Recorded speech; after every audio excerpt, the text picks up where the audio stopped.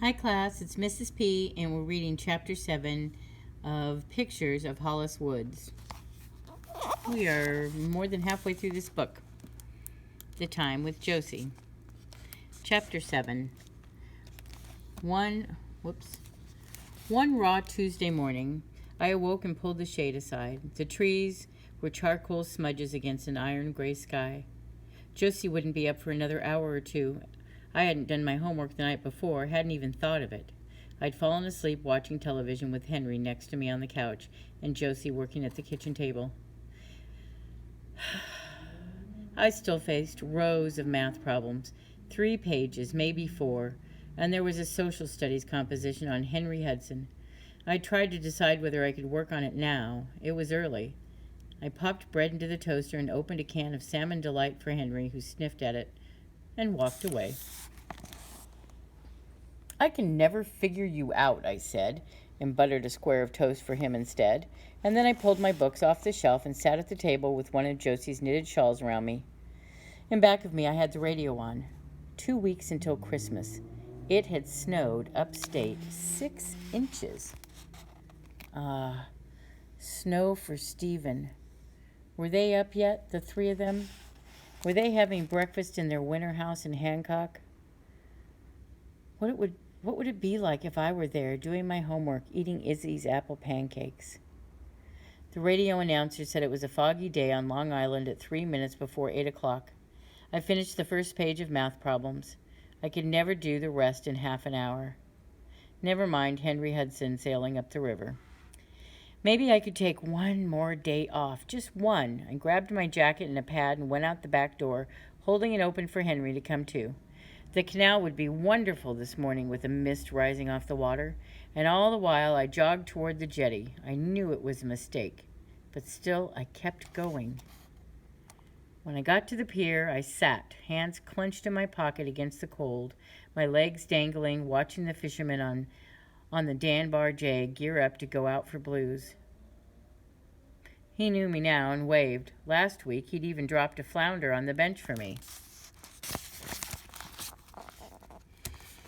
I had pan-fried it with a little butter, and Josie had put 2 dusty pink candles on the table, almost like a party. Henry had loved his share. He hadn't scratched at me once when I put his plate down in front of him on the radio. "Ah," I had said, pleased with him, "you'll do anything for a handout."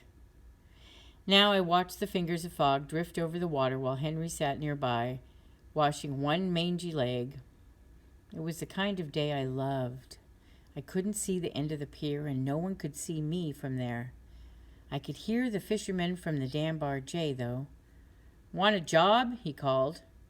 He wasn't thinking about school either. A job? Why not? There'd be money for cat food, a couple cans of ravioli. I hadn't had ravioli since the stucco house. I nodded and found myself hosing down the deck of the Danbar J. As I scrubbed the dried-on pieces of fish with a wire brush, I spent the money in my mind.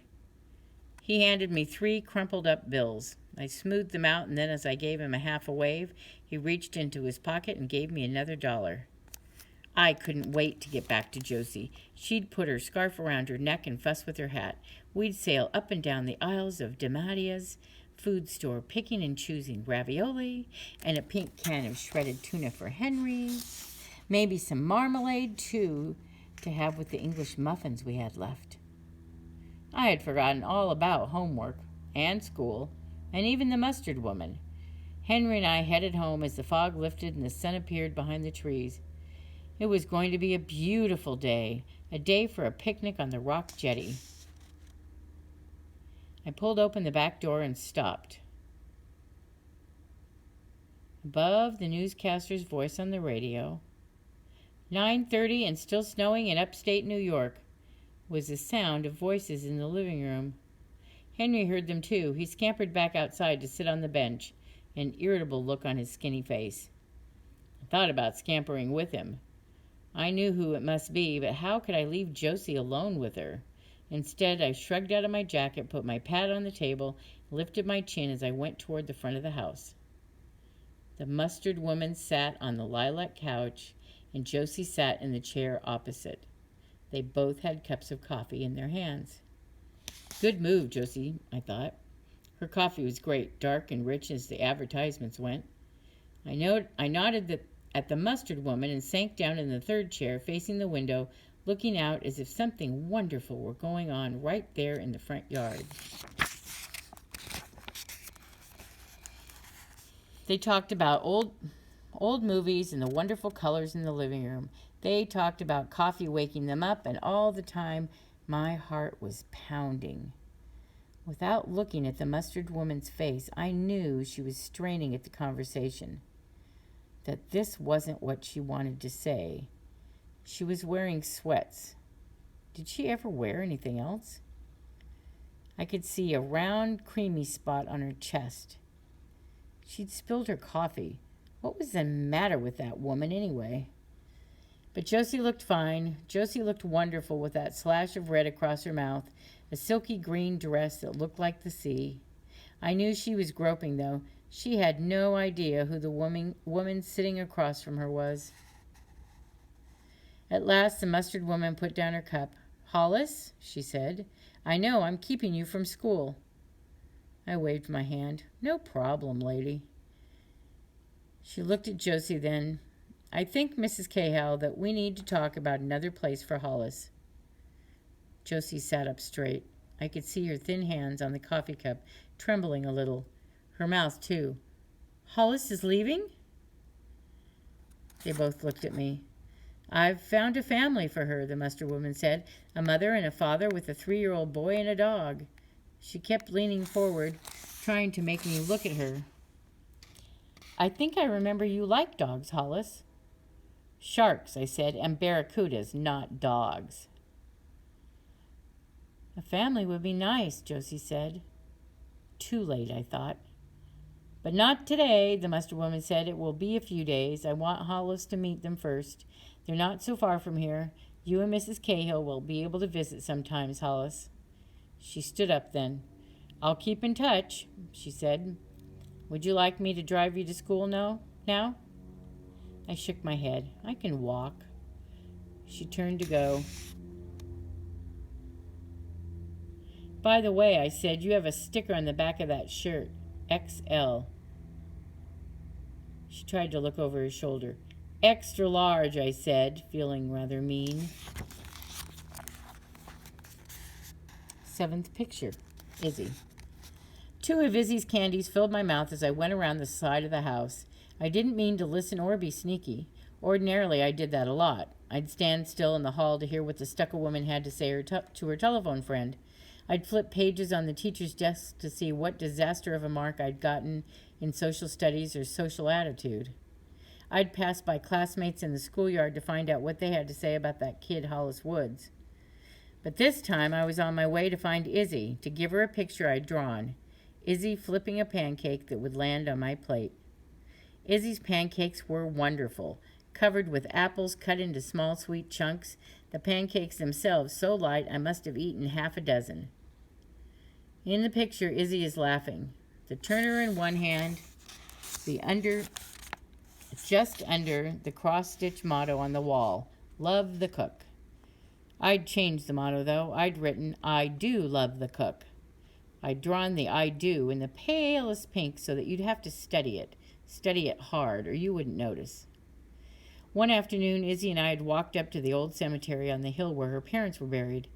We picked white daisies and Queen Anne's lace and put them in a jar in front of a small stone next to her parents' grave. Izzy ran her hand over the inscription in the bottom.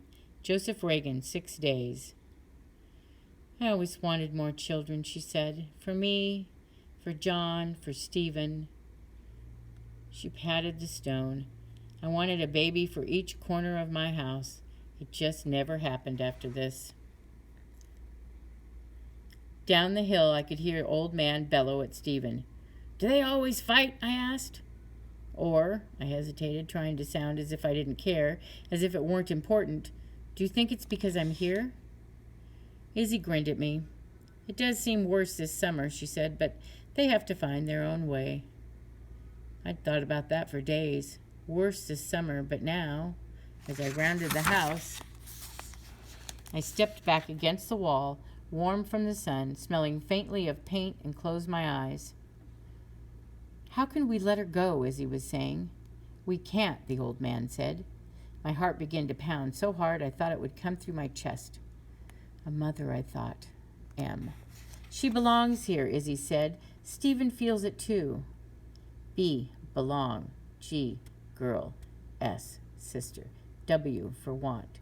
W for wish. W for wouldn't it be loverly. My head was spinning. I've been thinking about it, Izzy said. The winter house in town is too small. We'd have to put a room on for her. I don't need a room. A couch, a sleeping bag. Without the room, I don't think the agency would let us keep her. She has to have space for herself. For a moment they were quiet. I leaned my head back, my hand to my mouth. How about this, Izzy said. You could call Lenny Mitchell to work with you. There's a space in the back for a great room for Hollis. A big window for her. We could do it in weeks. Sooner than weeks, Izzy said. Early fall. Yes, even Stephen would help. You'll call the agency. How long will it take them? She'll have to go back first, Izzy said, the words tumbling over each other, but just for a short time. I leaned my head against the wall. I'd never been so happy. A daughter, said Izzy. Yes, the old man said. We'll have a daughter. From where I stood, I could see the mountain towering over me. The stucco woman's voice was in my head. She's mountain of trouble, that Hollis Woods. Before the end of the summer, I decided I was going to climb that mountain, get to the top, raise my arms, and shout to the whole world, I have a family. I belong. In back of me, there was a noise. Yahoo! Stephen. I jumped a foot. The voices stopped, but no one knew I had heard. Early fall, and I'd be a daughter. Okay, we're going to stop at chapter 8. Bye.